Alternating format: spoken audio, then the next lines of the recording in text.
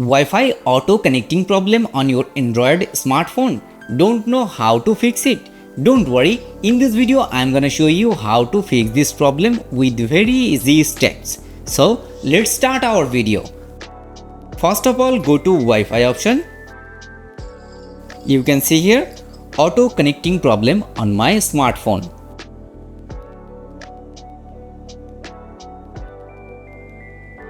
So let's see how to fix this problem. Just tap on here and click on remove this network.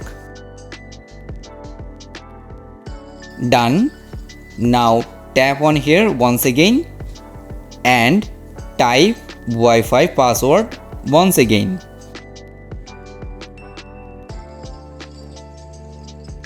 Done. It worked.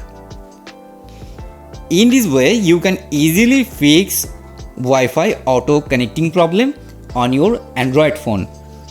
If you like this video, please subscribe our channel and stay connected with us. Thank you.